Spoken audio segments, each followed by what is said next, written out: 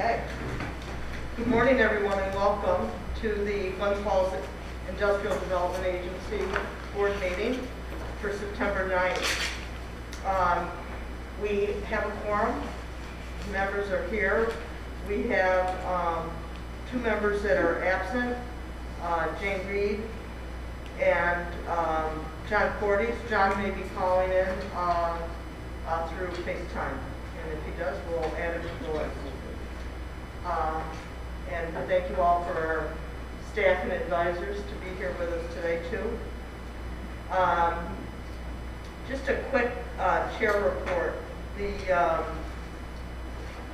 couple of our projects, recent projects that we've been working on are doing rather well.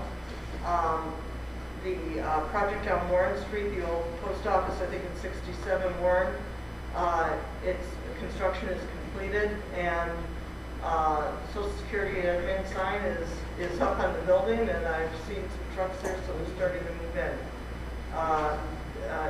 Some of us were able to get in and do a tour of that building. It's really quite something to see.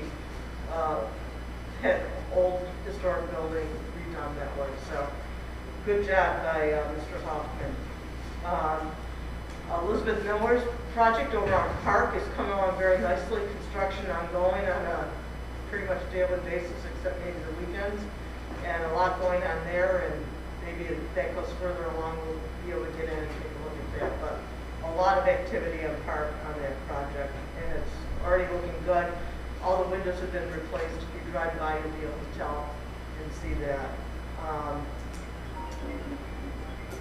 We've got John calling in.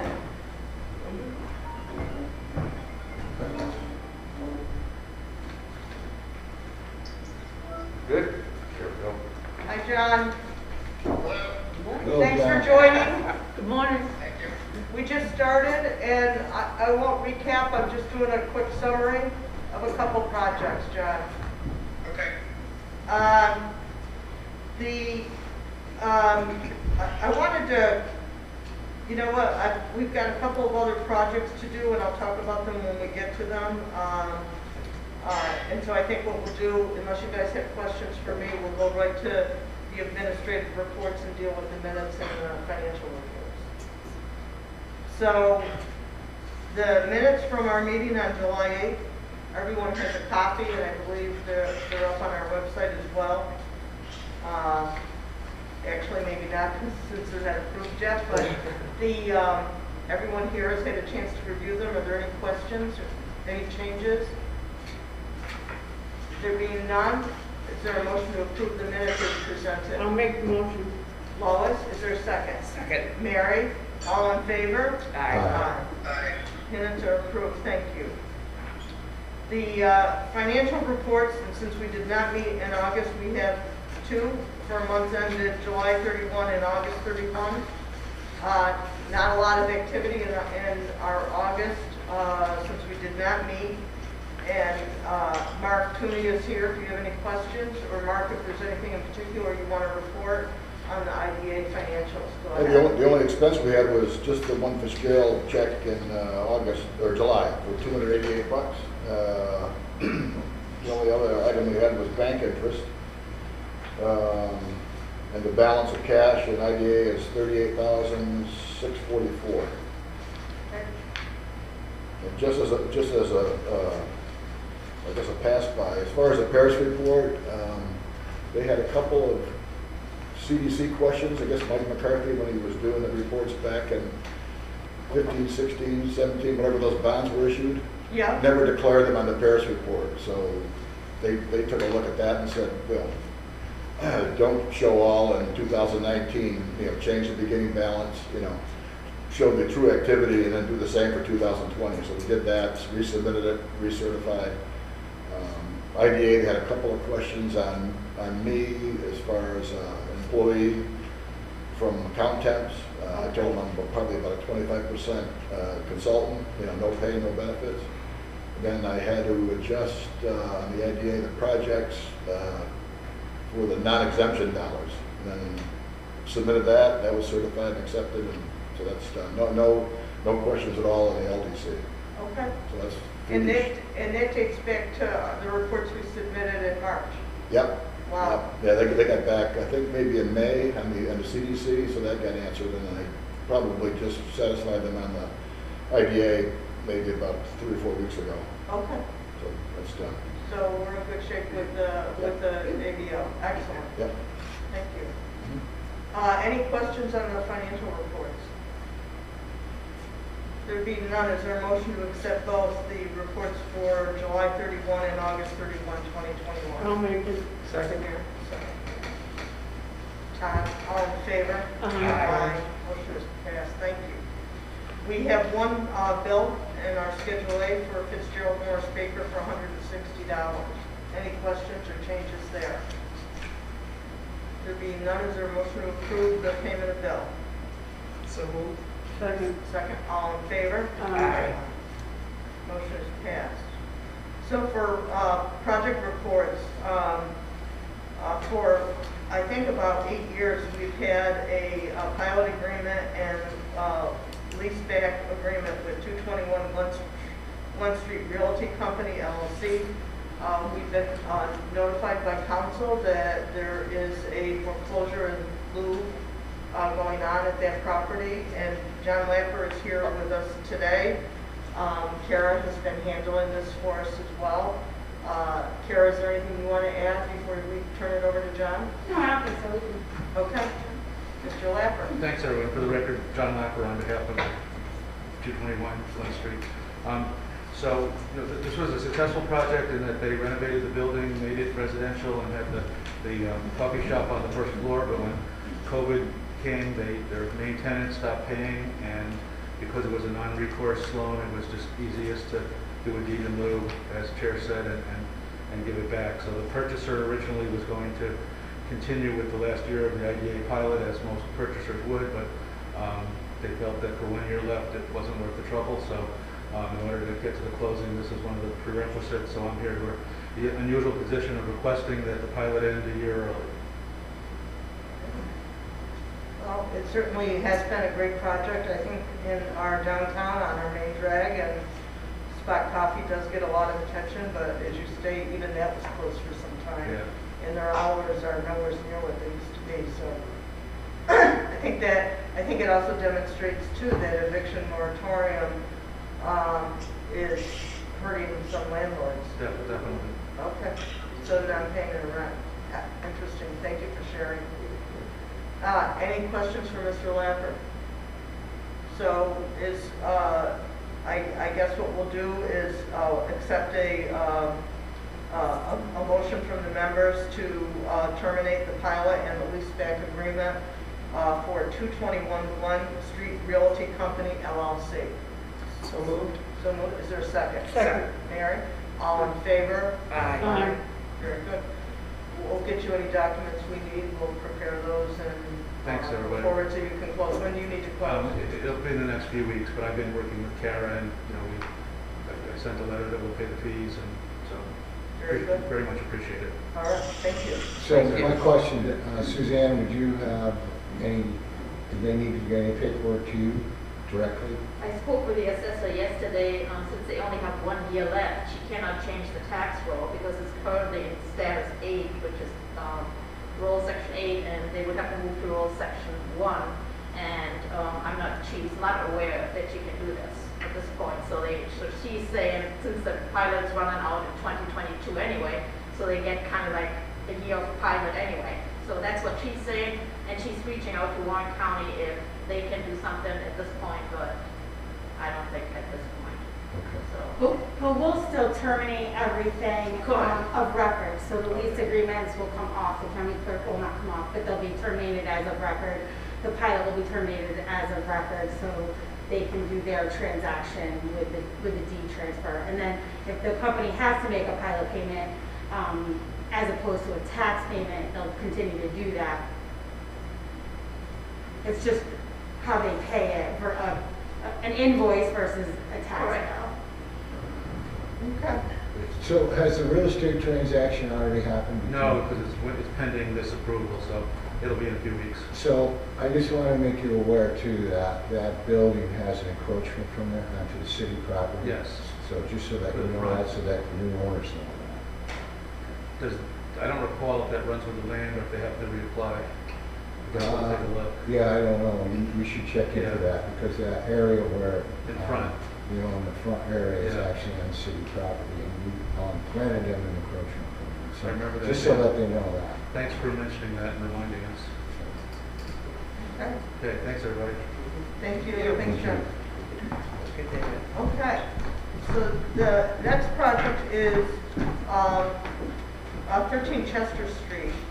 And this is a property where we have the LDC has a loan, and that loan is being paid off. The owner of the building is consolidating all its debt, taking advantage of some of the positive interest rates out there, and so the LDC loan is being paid off. But the property also has a pilot agreement and I think leaseback agreement through the IDA. Yes. And so in order for, before they pay off their LDC loan and go through that consolidation of debt, we need to approve and accept the fact that they're doing this mortgage consolidation.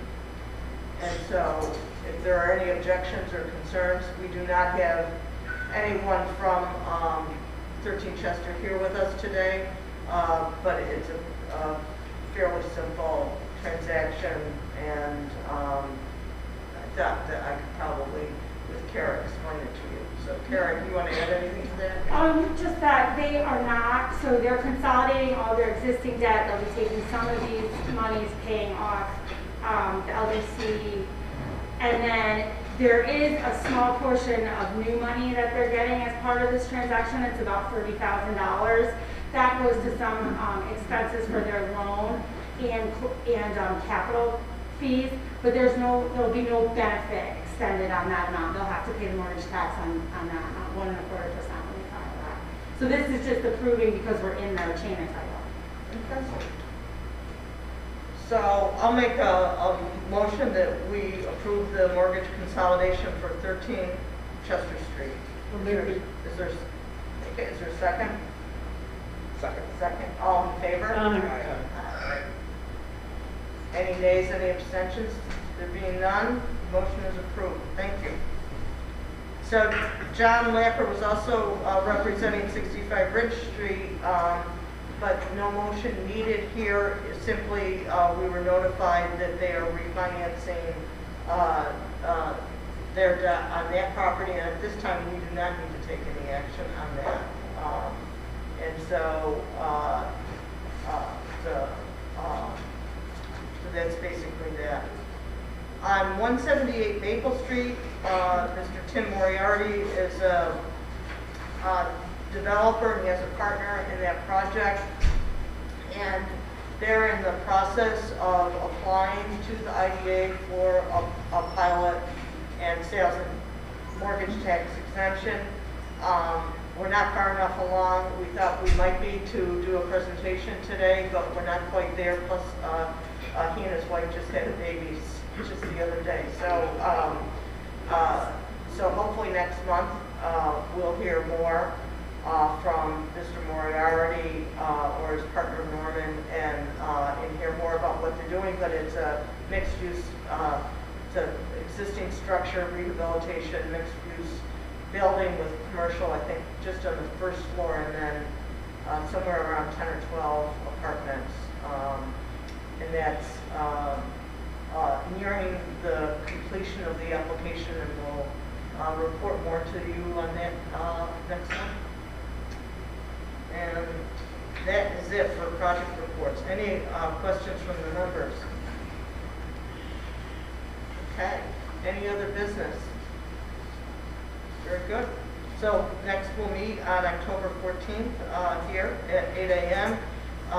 We have been, the new governor did authorize virtual meetings again. And so if there's any increase in COVID or in this area or concern amongst our members, we may determine to go virtual, and we'll try to let everybody know well in advance. But thank you for being here today, and I'll accept a motion to adjourn. I'll make it. Is there a second? All in favor? Aye. We are adjourned. Turn it over to you, ma'am. Thank you, Judy. I'd like to call to order the Glens Falls Local Development Corporation meeting for September 9. You have a quorum. We also, let's see, administrative reports, resolutions. I'm going to hold off on the chair report until we get down to the projects. So I'll ask for a resolution to approve the minutes of July 8, 2021. So moved. Second. All in favor? Aye. Financial reports, Mark, do you want to go through that for us? Yep, we had July Fitzgerald billing for $1,136, CT mail under DRI for $3,680, insurance expense coming from prepaid for $1,220, and 3 account temps bills for a total of $817. All the cash is reconciled for July, all the loans were adjusted for July payments. The only August activity we had for the month off was just the bank and loan interest for $292, and the insurance expense coming from prepaid for $1,220, and we had that Whittemore bill to New York Department of Law for $250. That was it. All the cash balances are listed on the August report. They're up to date. Our balance on the operating account now with the checks that we're going to approve today, the balance will become $10,734. That is it. Motion to approve the financial report. Make it. Second. So Mark went through what the payments of the bills were. Total is $5,632.54. Is there a motion to approve payment of the bills? Make it. Second. All in favor? Aye. So I'll go down now to the project reports, and I don't think we have any resolutions. There's no resolutions. There's to no approve resolutions, today. yeah. So, the 13 Chester Street, Judy went through that. I don't think there was any action that the LDC has to take on that at this point, correct? No, I'll follow up with, Mike Murray, who's handling this transaction, for Dr. Kamanis, and get a date so we can get a payoff letter over before that goes in. Okay, good. Thank you.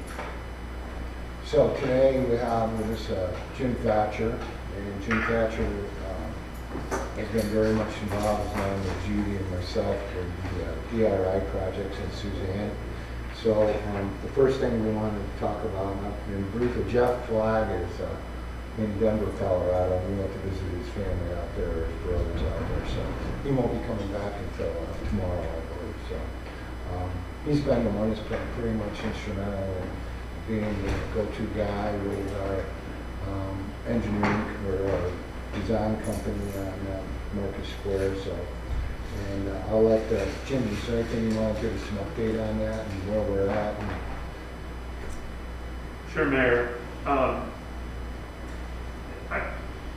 just go through the list pretty briefly because I know we didn't have an August meeting, and there's been a lot going on here at the city without getting into the weeds too much. But Jeff Flagg and the mayor are basically still the key people negotiating with Sonny Bonaccio on the Market Square project. That's the current civilian farmers market lot and 36 Elm and 45 South across Elm Street.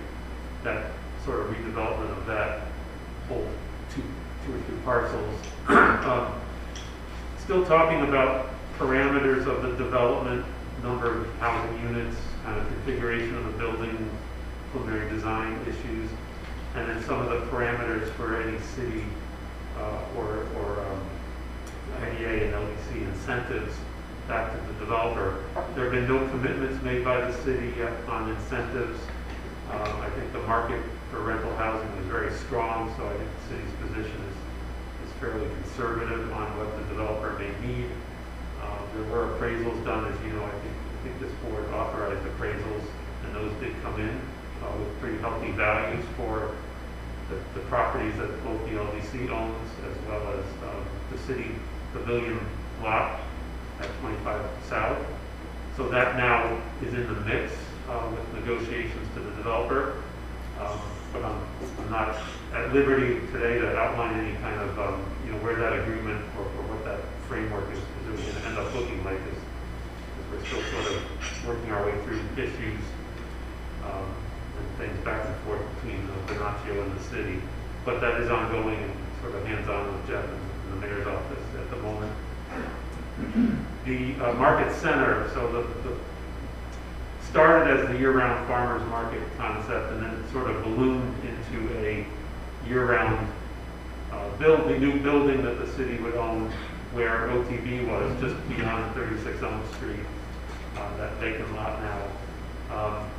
The architects envisioned did a cost estimate with one of their subcontractors, and a very good cost estimate. We've now had 3 or 4 different cost estimates over the life of this evolving concept. But the highest one is the most recent one at over $6 million to build this 10,000 square foot market center building, which would serve a lot of purposes, be fully heated and cooled, geothermal. We had a lot of grand ideas that we tested with the architects. I guess I'll say test is a good use of that word. Based on that cost and the DRI budget and other city resources that I think the mayor and the next administration will want to use in other priorities, hopefully, than this property. We've asked the architects to kind of do a bit of a reset. And I don't want that to sound like a loss of a year-round building or a real scaling back to just a sort of fancy pavilion, which we already have a decent pavilion on the other side of the street. But I want you to think about it as an integration of the first floor of 36 Elm, which is the former incubator building, as a potential site for the winter market, indoors in some configuration, and a better integration of the use of that first floor, which is awkward for the developer to do as commercial space because it's not on South Street. The commercial retail market in general right now is down. So the city was probably going to have a role in leasing or subsidizing the first floor of that building anyway. So now we've asked the architects to think about the new outdoor space market center building in a less grandiose way, maybe than what $6 million would buy, but also to integrate the use of the whole parcel with the first floor of 36 Elm Street for summer and winter market and other purposes like a farm store or other retail food stalls, other commercial kitchen is still in play. That was from the original DRI strategic plan. So it was a good exercise to design the building to the max, I guess, to the kind of the best we could, and run it to a really good cost estimate. The construction market now being as bad as it is not all of the high cost in that estimate. There's just some bells and whistles that are going to cost a lot regardless of the timing of construction. So I think between Jeff and the mayor and myself, we've just tried to kind of figure out a slightly different path so that the city doesn't end up overextending itself and not having other resources for other priorities going forward. And if there's questions or issues, I can stop there. I can keep going down my list and focus on and just keep rolling. I just want to add to what Jim's been saying, that there's 3 major issues that we're dealing with that relate to that cost that's brought it up to, I think, almost $6.6 million. And one of them, yes, is what the team has been asking for in terms of design considerations, including things like geothermal, that are expensive to do. The payback can be great, but you've got to pay for it up front, and you wait for many years to receive that kind of payback. But the second thing is that the city would be owning and operating this building, and when a municipality is doing that, then a prevailing wage rate is going to be paid. And so your labor costs are about 30% greater than if it were a privately run development. And that's also adding to that cost and bringing that up. And then the third item is hopefully temporary, but it's real, and we're seeing it, and I'm seeing it in my projects, and that is, construction costs right now related to materials, and, it's mostly COVID related, but it's supply chain, it's shortage of materials, and, it's probably going to be here for a little bit. So those are the three big ticket items, and I think it's forced us to rethink some of this. I don't think that's going to go away. Thank you. No, you're 100% right. And so it's just an accumulation, everything just kind of hit us all at once here, especially during the COVID situation. You want to continue on, Jim, with the other projects? Sure, man. So Glens Falls Drive, this is that small business kind of innovative program based on Shark Tank that the mayor came up with. This is part of your DRI award from Homes and Community Renewal. In June, you approved financing for 8 businesses. We have closed with quotes, I guess, not really closing, but we've signed documents with, I think, 7 of those 8 so far. 2 or 3 of them are making their purchases. Abby's Cookie Jar is the furthest along, and they have expended their own money, about 60% of their total project cost so far for things to help with the cookie bakery and to sell ice cream. So hopefully they're open more these days, and you venture down Glen Street to Abby's and see some of their new storage freezer and ice cream storage case and other things that aren't too glamorous to look at, but were used with GF Drive money. And we have submitted a reimbursement request to the state as a test to see how the process goes with homes and community renewal. So those projects are well underway.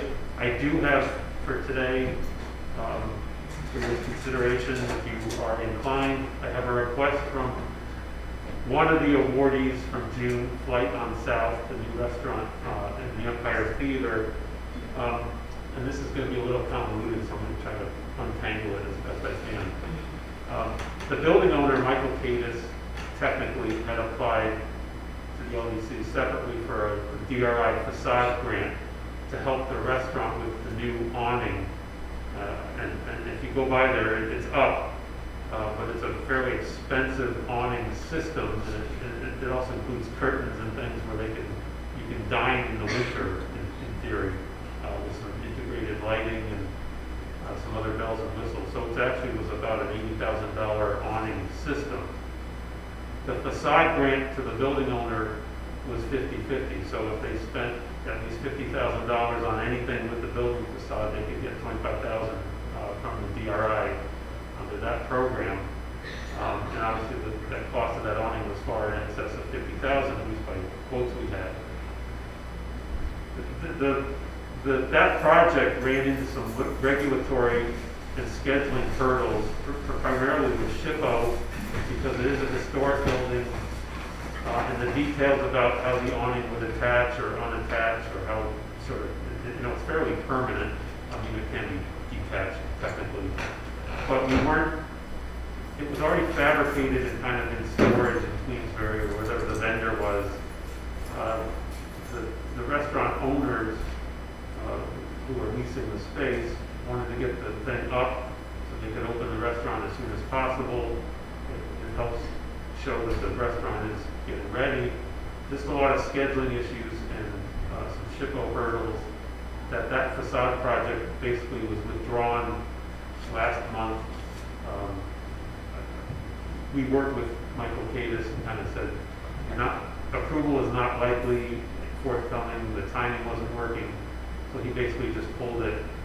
So the restaurant operators, John Homke and Melissa Brennan, have basically floated the cost of the awning on their own because it's their awning.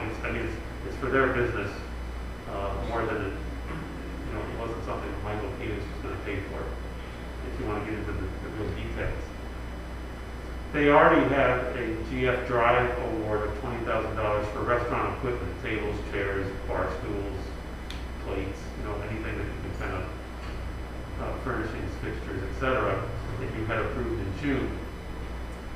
Because they're taking on the added expense without the facade grant to help with the awning, and it already is up, by pulling the public money from the awning, they can just get it installed privately. They had planning board approval, they had all the city permitting issues they needed.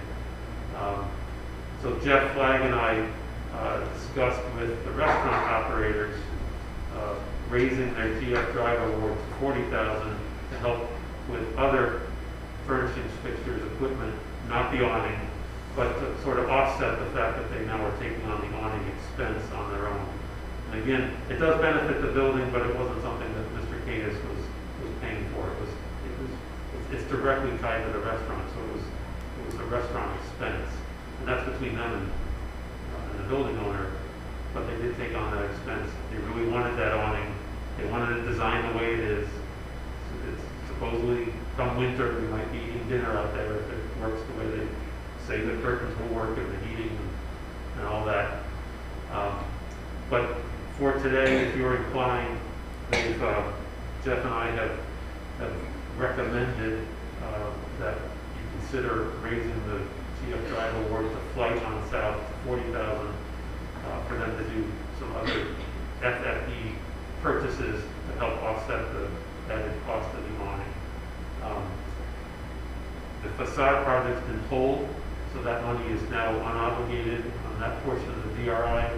We either figure out to get some other facade projects, or Jeff, the mayor, and I are kind of thinking about whether we may amend and put it back into the GF Drive program, which we think is a little more successful vehicle than these kind of tricky, tough facade projects.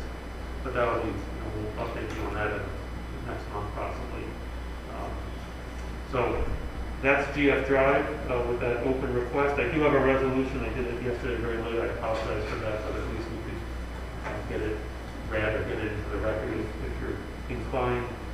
And that ties into the facade update. So there are still there were 2 active facade projects. The Ware Act, which was completed a couple of years ago under when Ed was still with us, and then 220 Glens Street, Associates of Glens Falls, as their approval. They are now working on their front storefront and the back entrance to that renovation project, and where Achenbach's used to be. So I think that's it for the DRI. Did you want to give us the resolution?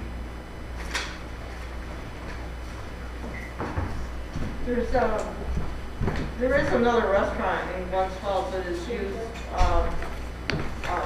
similar plastic siding, if you will, to be able to open year round, to have an outdoor patio open year round, and it does work. So I don't think it's the same equipment, but I bet they will be able to be open and have that patio open in the winter.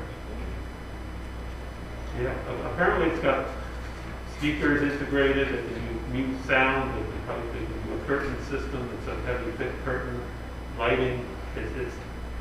You drive by, it just looks like a metal framed awning, but it's a complete, more of a fancy system once it all gets in place. So that's how they configured their restaurant, and good luck to them, but it wasn't going to work as a regulated, publicly funded facade project, just because you can't really do much with historic buildings without going through a lot of different review. They needed an architect to design it. They didn't have that. They ordered it, fabricated it. So on their own, with their own money, they attached it. That's their issue. So what was the lady's name? John Humke and who? John Homke and Melissa Brennan. Oh, that's fine, thank you.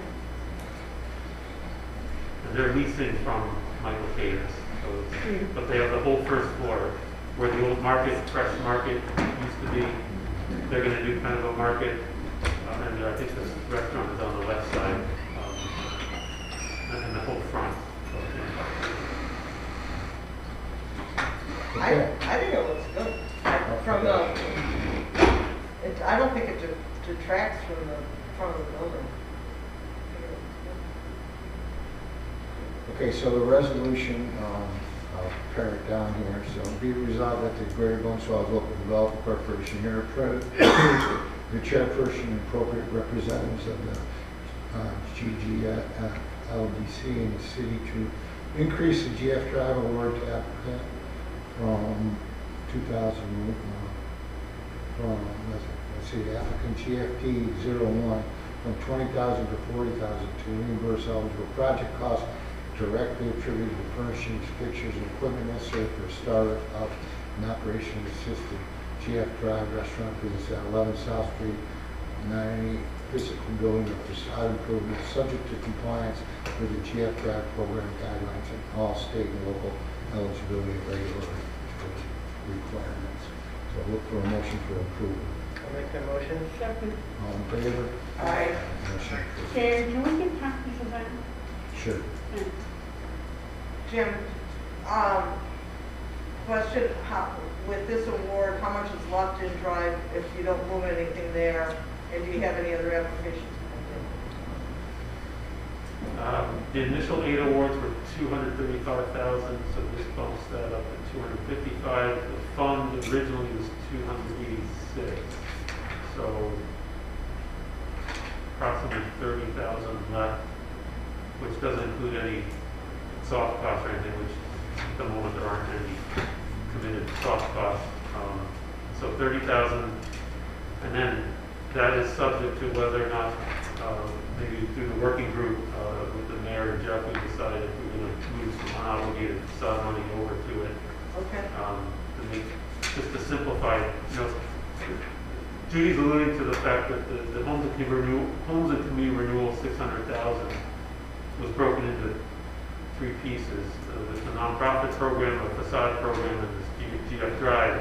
I think GF Drive, in the shortest amount of time, has probably been the most successful at committing money and now getting money out the door.